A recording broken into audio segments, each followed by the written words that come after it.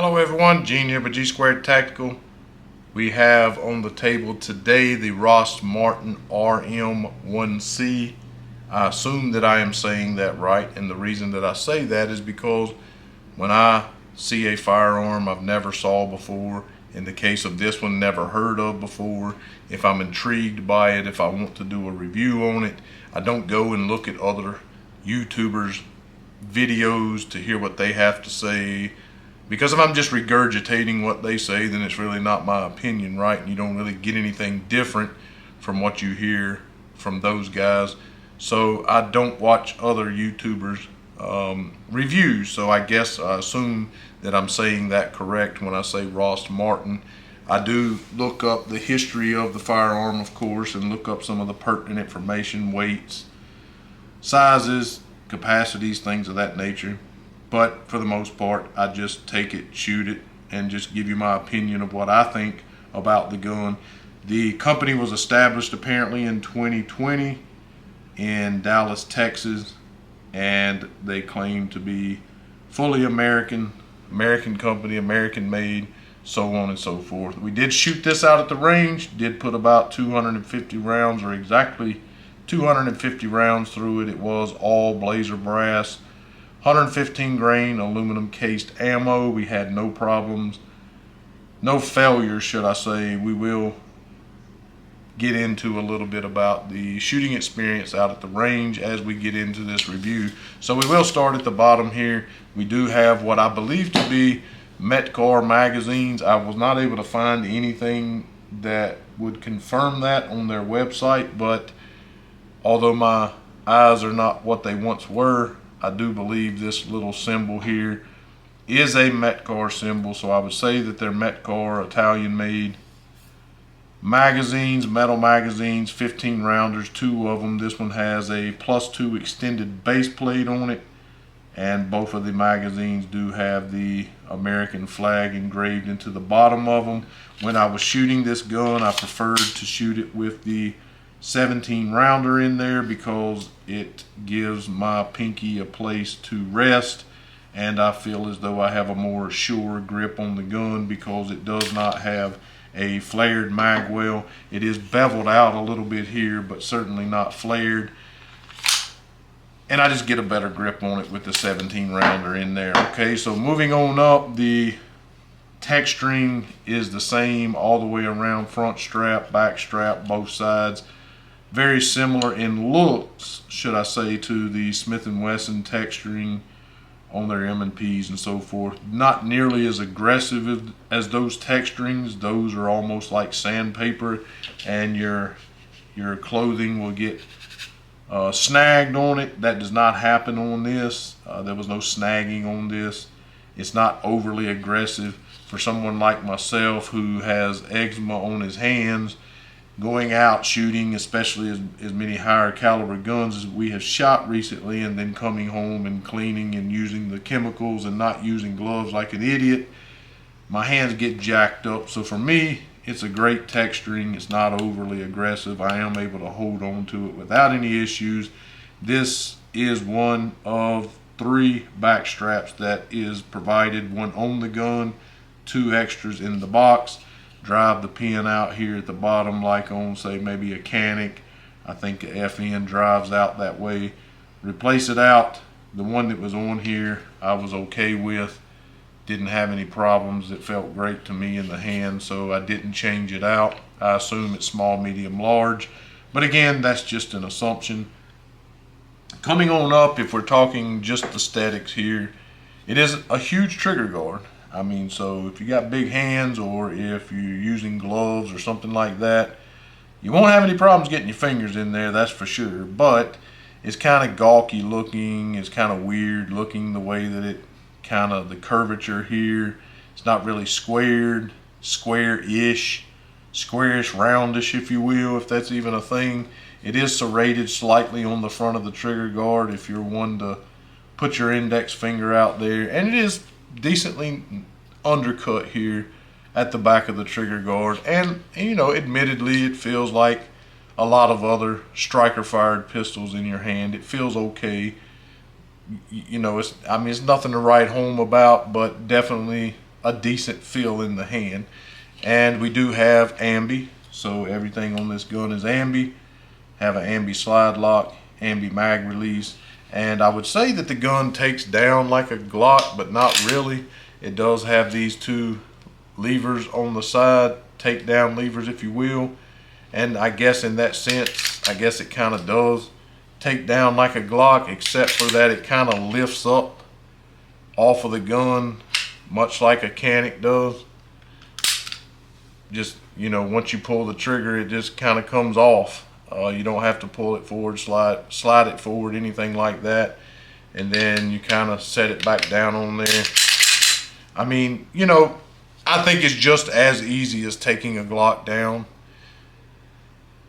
You know, if not easier once you get used to it, because again, the only other one that I know that comes off like that, I'm sure there's other ones, but it's not, you know, I'm not recollecting it at the moment, is some of the Canics, and some of the Canics, they slide all the way forward. But either way, if you got used to it, definitely not a problem. Comes on and off relatively easy. Just know that, you know, if you're taking these two levers down here and you pull the trigger and you're trying to cram the slide forward, because I have definitely known people to do that before and get the slide stuck, had to take it to a gunsmith. It wasn't me, but I know who it was, and I will not say their name. But once you drop those pins down, you pull the trigger, it literally just lifts right up off the gun.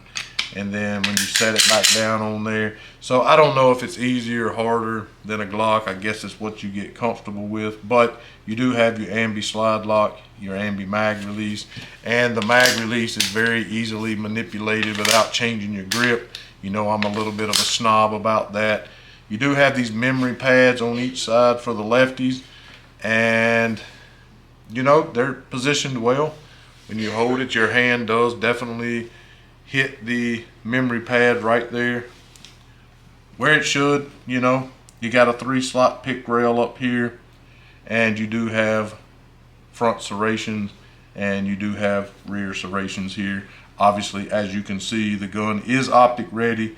It did come with a RMR mounting plate in the box.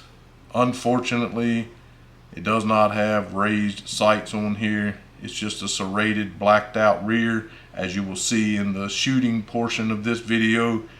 I was shooting okay, not as good as I typically do, because again, my old eyes don't really do well with low profile sights, especially if it's serrated and blacked out. I kind of prefer a 3-dot setup or a co-witnessing 3-dot setup with my optic, which I do not get on this. However, I did not shoot it with this optic on here. I just put it on here because I am going to take it back out to the range, shoot it with this optic on here so I can be a little bit more accurate and shoot it a little faster, get a little bit better assessment of it. I more or less was running the ammunition through it for function, if you will.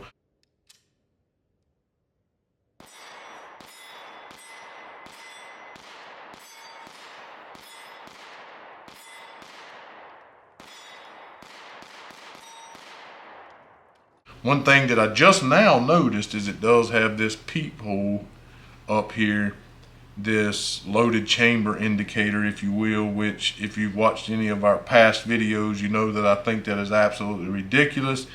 Still don't know why people are doing that on optic ready guns. Can't say that it's going to throw GSR oils and brass shavings and everything else all over my lens. Can't say that that's going to happen, but I can say that every other gun that I've ever shot that had that stupid loaded chamber indicator or that peephole up there caused my optic to be inundated with those things, to the point that after 4 or 5 magazines you almost just had to go ahead and wipe it off and start over again. I wish that people would stop doing that. Do have these serrations across the top, kind of, I don't know, I guess it kind of dulls it out to keep the reflection down from the sun. I suppose that's what that is. You do have this striker indicator back here. It does not mean that the gun is loaded. It simply means that the striker has been set, like what you again would see on a Canic. Kind of has some Canic type features to it. I mean, the The rear back strap here drives off and comes off and installs back on like a Canic does. You have this striker indicator here at the back like you see on a Canic. Even the way that it's rounded here at the back, again, looks a lot like a Canic. So what does everybody want to know about and hear about?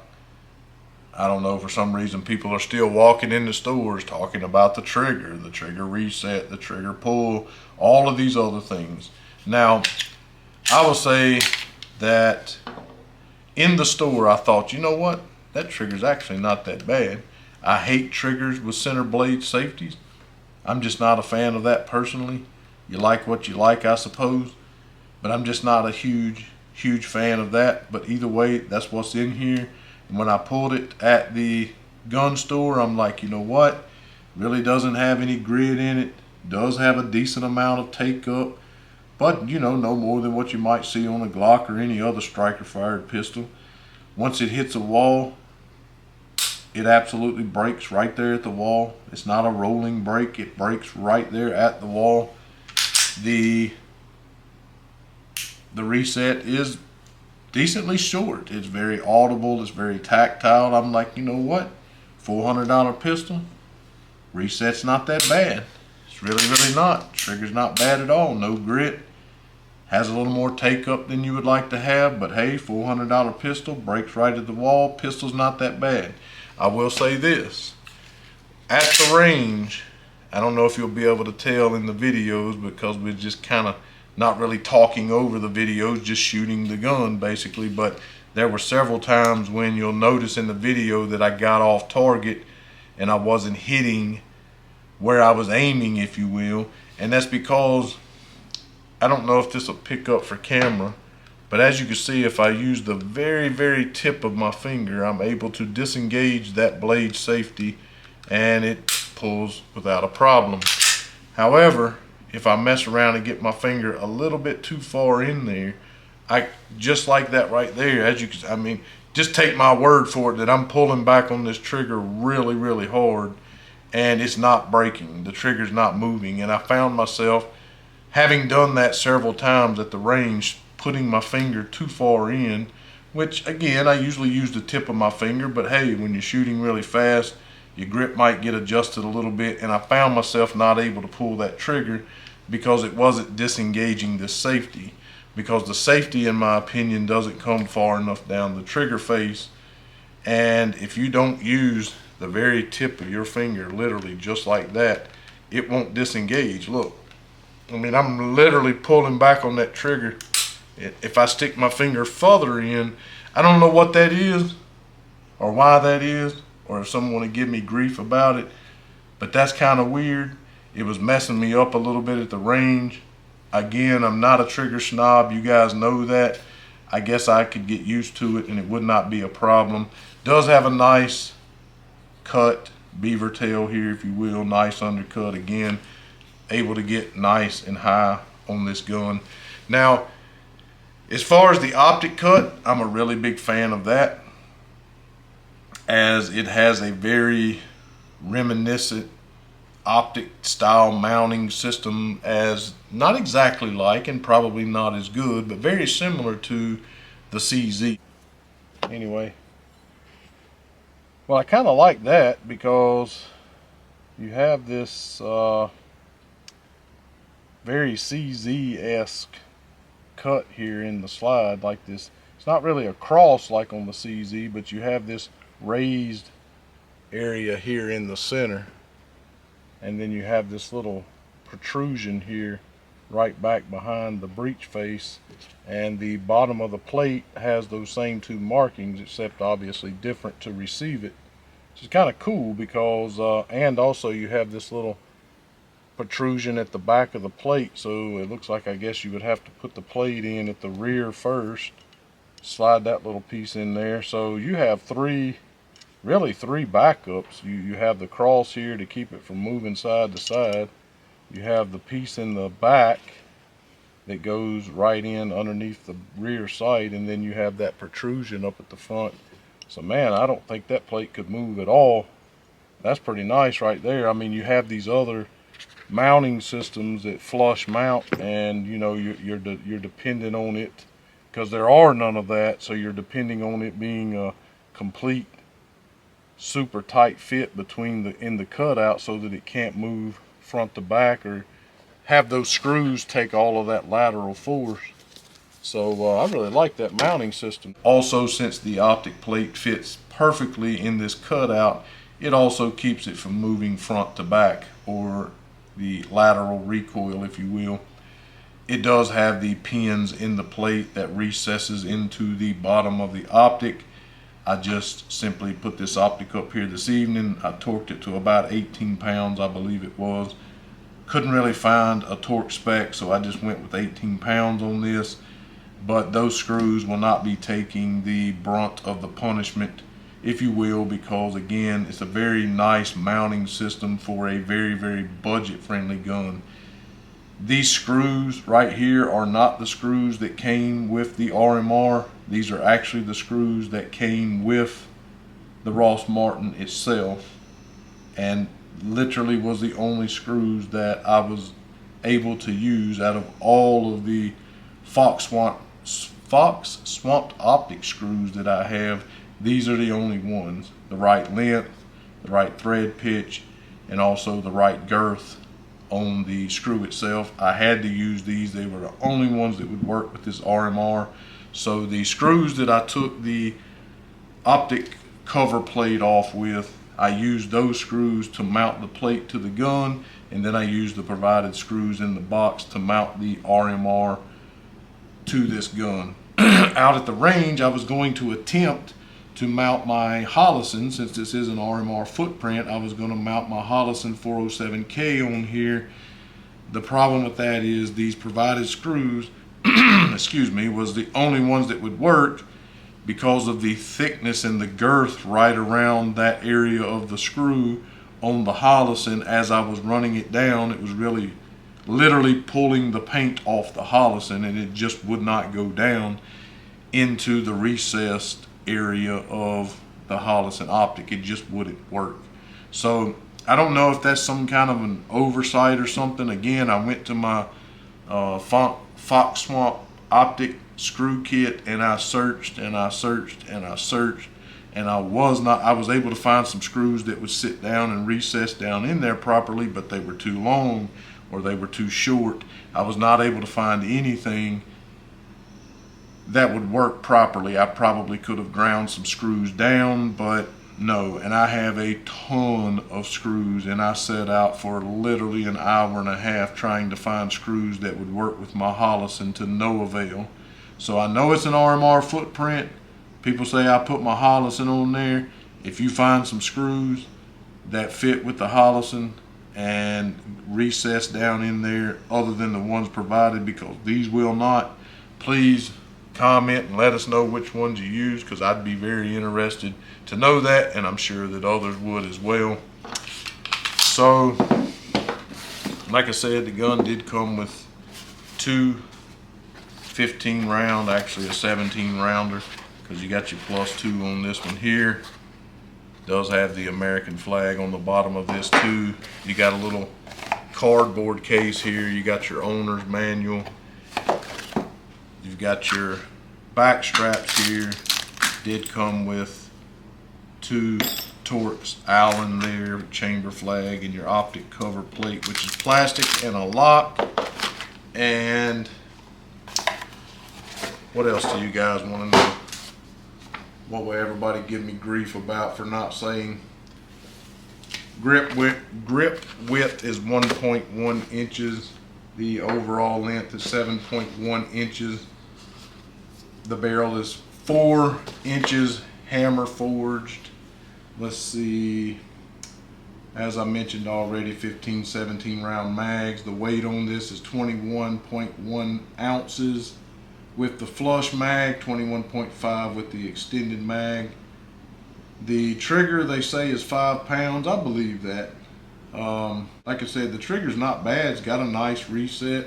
Again, no grit. Breaks when you think that it should. Very predictable break. Nice reset if you're hunting that. Again, trigger's pretty good, except for that that center blade safety. There's something going on with that. Maybe when I go back to zero this optic, I'll try to maybe zoom in a little bit better and get a little bit better, close up of that happening. But it happened to me several times where I thought that the trigger had seized up or had broken or something. I wasn't really sure. I think maybe they might need to work on that a little bit. Maybe it's just me, I don't know. If you only stick the very tip of your finger in there, it'll be fine. There will be no problems. You'll be able to pull that trigger without an issue. Maybe it's no big deal. It is a decent trigger. I have no issue with it. MSRP on this is like $4.59. I picked it up for like $3.99 plus tax. Is it worth $400? I mean, I don't know. I guess the jury's probably still out on that for me. I guess I need to take it and shoot it a little bit more to really determine that. But overall, I like the gun. The finish looks well done on it. I don't see any issue whatsoever with the finish. Run a lot of rounds through this. I threw it around on the tailgate of my truck. I have no problems with the finish. Usually on more budget-friendly guns, you have some finish issues. Everything seems to be holding up pretty good. Looks like a pretty decently well done finish. Anyway, hope you guys enjoyed the video today. Again, be sure to subscribe. Check out our merchandise at gsquaredtactical.com. Hit the thumbs up. Tell everybody where they can find the best blue collar reviews on YouTube. Thanks again, guys, and be blessed.